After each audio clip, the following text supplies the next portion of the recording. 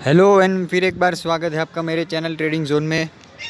आइए जाने कल के दिन बैंक निफ्टी में किस तरीके की मूवमेंट हो सकती है, मगर उससे पहले जानेंगे कि आज मार्केट कैसा रहा, आज कौन सी ट्रेडिंग अपॉर्चुनिटीज़ हमें देखने मिली और उसके पीछे के लॉजिक के बारे में।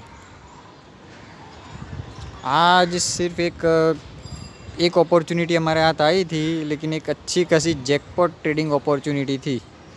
वन वे आज मार्केट अपसाइड रैली दी मार्केट ने। ये देखिए मार्केट की जहाँ पर आज ओपनिंग हुई थी, जो उसने जो फर्स्ट हाई लगाया वहाँ से हाई लगाकर उसे हमने मार्क भी किया, एक लाइन मार्क की, वो एक रेजिस्टेंस बन गया। वहाँ से फिर नीचे आया, फिर नीचे आकर एक वी शेप में वो ऊपर गया। वहाँ से अच्छी खासी ऊपर की ओर रैली देखने मिली। यहाँ से अभी बात करते हैं हमने जो ट्रेडिंग अपॉर्चुनिटी जो कैच की वो किस तरीके से थी, उसके पीछे का लॉजिक क्या था। देखिए जैसे उसने अपने आज के डे का जो हाई था, ये मैंने जो लाइन मार्क की हुई ब्लैक कलर की 37,170 की, उसको ब्रेक किया, फिर ऊपर गया। ऊपर जाने के बाद फिर से नीचे रिटेस्ट करने आया, फिर ऊपर गया, फिर वहाँ पर थोड़ी देर उसने कंसोलिडेशन किया और फिर जब फिर से नीचे आके उसने जो लेवल जो जोन मैंने मार्क किया हुआ है वहाँ से बाउंस लेकर अपने उसने जो हाई बनाया हुआ था, जो स्विंग हाई, उसे एक अच्छी कैंडल से ब्रेक किया। तो वो स्विंग हाई के ब्रेक होने पर ही हमने वहाँ पर एंट्री ली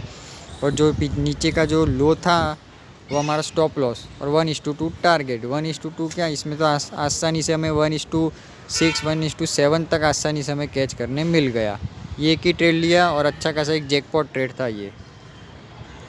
अभी क्योंकि देखिए ये जो लेवल है ये 37,250 का, वो एक अच्छा खासा एक सपोर्ट एंड रेजिस्टेंस जोन है। क्योंकि जब तक प्राइस उसके ऊपर था, पहले देखिए कल के दिन वहाँ से एक बार, दो बार, तीन बार, चार बार वहाँ से उसने बाउंस लिया हुआ है। तो जब जब उसके ऊपर रहता है वो, तब तक वहाँ से उसे बाउंस मिल रहा था। इसलिए आज जब उसने उस लेवल को ब्रेक किया और फिर ब्रेक करने के बाद सस्टेन होने के बाद उसने जब प्राइस एक्शन बनाया, तब जाके हमने उसमें एंट्री ली उस ट्रेड में। अभी लेकिन यहाँ पर अगर आपने इस ट्रेड में इसमें जल्दबाजी ना की होगी तो आप बच गए होगे, नहीं तो फिर आपका शायद यहाँ पर एसेल हिट हुआ होगा। क्योंकि जैसे ही उसने इस जोन के पास आया, उस लेवल को ब्रेक किया और ये जो ऊपर मैंने एरो मार्क किया हुआ है वहाँ पर ये कैंडल बनी, वो जब कैंडल फॉर्मेशन में थी तो आपको लगा होगा कि एक ब्रेकआउट आ गया, बुलिश कैंडल, बड़ी कैंडल बन रही है। लेकिन आपने जल्दबाजी ना की होगी और थोड़ा पेशेंस रखा होगा, कैंडल को पूरा क्लोजिंग करने दिया होता। क्योंकि आपके लेते ही आपको लगा कि कैंडल ऊपर जा रही है, बड़ी कैंडल देख के आपने एंट्री कर ली, आप कूद गए ट्रेड में। आपके लेते ही वहाँ से नीचे आई प्राइस और वहाँ से ही जो बड़ी कैंडल ने जो रिवर्सल लिया, ऑप्शन में भी इसने 40-45 पॉइंट का एसएल रखा होगा तो भी इसमें एसएल हिट हो गया हमारा। और फिर नीचे बाउंस लिया प्राइस ने, फिर से वहाँ से ऊपर गया। इसलिए मैं पिछले हर वीडियो में ये बात कहता हूँ कि जब कैंडल फॉर्मेशन में हो, सपोर्ट हो या रेजिस्टेंस किसी को भी ब्रेक कर रहा हो, ट्रेंड लाइन को ब्रेक कर रहा हो, जब कैंडल 5 मिनट की कैंडल फॉर्मेशन में होती है तब उसको पूरा क्लोज़ होने देना चाहिए। उसके बाद उसमें उसका हाई या लो ब्रेक होने पर एंट्री लेनी चाहिए। जब वो फॉर्मेशन में होती है और बड़ी कैंडल आपको दिखे कि बड़ी कैंडल है, तो एक्साइटमेंट में आके तुरंत के तुरंत एंट्री नहीं ले लेनी है, वरना आप ट्रैप भी हो सकते हैं, आपको लॉस ही हो जाएगा। और आप हमें लगता है कि भाई बड़ी कैंडल है, लेकिन एंट्री लेते ही वहाँ से ही प्राइस नीचे आती है, हम ट्रैप हो जाते हैं। इसलिए जब 5 मिनट की कैंडल पूरी क्लोजिंग दे तब जाके वो ट्रेड लेना है। यहाँ पर अगर आपने ये ट्रेड लिया होगा तो डेफिनेटली आपको लॉस ही हुआ होगा।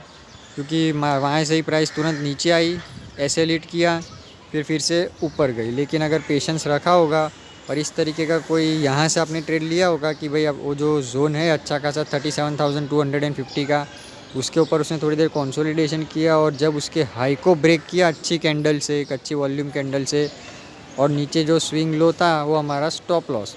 और वहाँ से फिर हमें जो रैली देखने मिली, वन वे एक के बाद एक कैंडल देखिए जो गई रॉकेट की तरह। एक भी कैंडल ने अपने पिछले कैंडल के लो को ब्रेक नहीं किया। 5 मिनट की कैंडल ने भी एक के बाद एक के बाद एक के बाद ऊपर चलती गई। एक में भी पिछला लो ब्रेक नहीं हुआ। हम आसानी से इसमें इस तरीके के जो ट्रेड होते हैं उसमें हम अपना एसएल भी ट्रेड करते, आगे आगे ट्रेड करते जाते हैं। क्योंकि एक कैंडल फॉर्मेशन हो गई तो दूसरी कैंडल का जो लो होता है वो हमारा स्टॉप लॉस बन जाता है। फिर जब तीसरी कैंडल होती है तो दूसरी कैंडल का स्टॉप लॉस होता है, वो हमारा एसएल हो जाता है। इस तरीके से एसएल को ट्रेल करते रहना है और अच्छा बड़े प्रॉफिट के लिए हमें जाना है। छोटे छोटे प्रॉफिट बुक करके निकल नहीं जाना है। मिनिमम 1:2 तो हमारा होना ही चाहिए। ये एक ही ट्रेडिंग अपॉर्चुनिटी आज निकल कर आ रही थी। चलिए अभी देखते हैं कल के दिन बैंक निफ्टी में किस तरीके की मूवमेंट हो सकती है। ये उसके कुछ सपोर्ट एंड रेजिस्टेंस मैंने ड्रॉ किए हुए हैं। अभी अगर ये देखिए 38,100 का जो लेवल है, ये देखिए मैंने एरो भी मार्क किया हुआ है। वहाँ से उसे 2 बार अच्छी खासी सेलिंग मिली हुई है, तो वो एक अच्छा खासा एक इम्पॉर्टेंट लेवल है।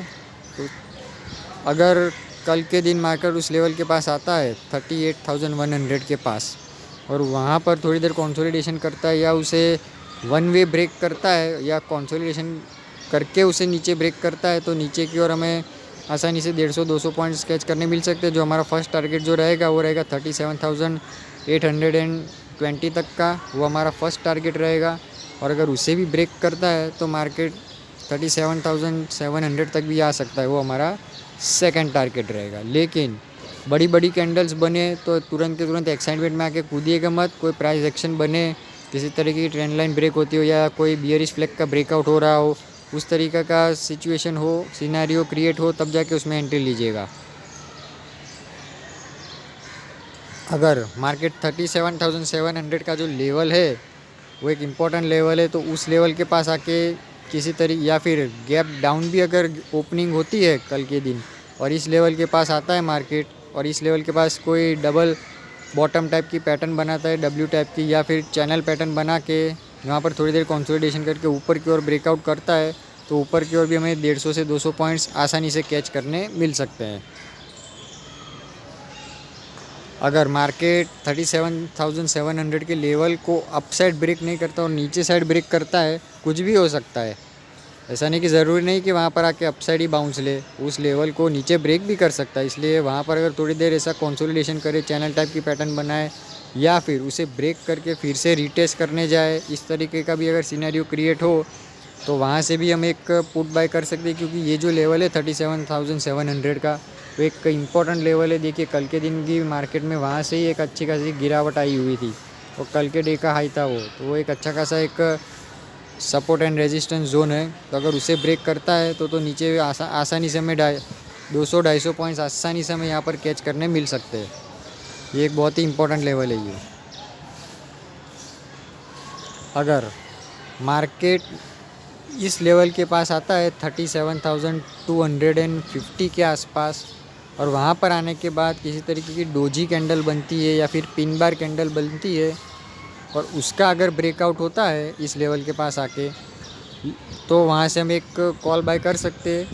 ये कैंडल का जो स्टॉप लॉस रहेगा, कैंडल का जो लो रहेगा वो हमारा स्टॉप लॉस रहेगा और 1:2 हमारा टारगेट रहेगा।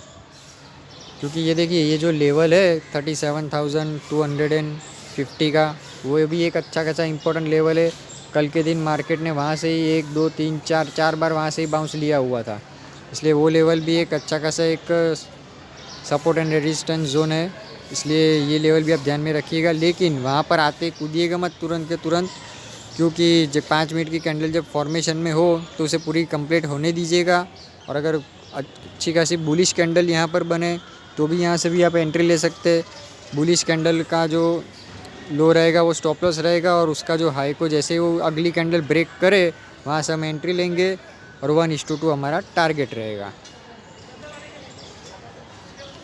अगर मार्केट नीचे की ओर नहीं आता और ऊपर की ओर जाता है, जहाँ पर आज उसकी क्लोजिंग हुई है वहाँ से ही ऊपर की ओर जाता है, तो 38,400 से लेके 500 ये भी एक अच्छा खासा एक रेजिस्टेंस जोन है ऊपर की ओर। कि देखिए मार्केट जब पिछले चार्ट को आप पीछे लेके जाके देखेंगे तो वहाँ से उसे 2 बार 3 बार वहाँ से जब नीचे था उसके उस जोन के, तो वहाँ से उसे रेजिस्टेंस भी मिला हुआ है। प्लस जब उसके ऊपर था तो वहाँ से ही वो उसे अच्छा खासा बाउंस भी मिला हुआ है। इसलिए अगर फिर से उस लेवल के पास जाता है 38,400 के से 500 के बीच में, 38,400 के ऊपर निकलता है, अच्छा खासा एक 40-50 पॉइंट का एक जोन है 60-70 पॉइंट्स का, और वहाँ पर किसी तरीके की डबल टॉप टाइप की पैटर्न बनती है एम टाइप की, या फिर कोई लोअर लो बनाता है छोटे टाइम फ्रेम में, या तो फिर किसी तरीके की पिन बार या डोजी कैंडल भी मिलती है तो यहाँ से भी एक अच्छी ट्रेडिंग अपॉर्चुनिटी कैच की जा सकती है। यहाँ से एक अच्छा ट्रेड हमें हाथ में आ सकता है। ऊपर छोटा सा स्टॉप लॉस रहेगा और नीचे साइड आसानी से हमें 200 से 250 पॉइंट्स कैच करने मिल सकते हैं। आई होप आपको सारी चीज़ें समझ में आ रही होगी और ये जो भी मैं ट्रेडिंग अपॉर्चुनिटी आपको शो करता हूँ, जो लॉजिक आपको समझाता हूँ, वो मैं आपको अब मैं अपने टेलीग्राम चैनल पे भी पोस्ट करते रहता हूँ। लाइव मार्केट में चार्ट्स पोस्ट करता हूँ ताकि चार्ट देख के आपको खुद को समझ में आए कि किस तरीके से कॉल जनरेट होते हैं। आप अपने कॉल्स खुद से जनरेट कर पाए, आपको किसी टिपरों के भरोसे बैठे ना रहना पड़े। तो आप चाहे तो मेरे टेलीग्राम चैनल से भी जुड़ सकते हैं। और मैं अपने हर वीडियो में कहता हूँ कि स्ट्रेटेजी और सेटअप से भी ज़्यादा मनी मैनेजमेंट और साइकोलॉजी इंपॉर्टेंट होती है। इसलिए ओवर ट्रेडिंग बिल्कुल भी ना करें, मार्केट के साथ फाइट बिल्कुल भी ना करें।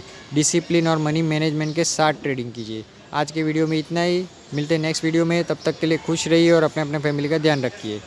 Thank you.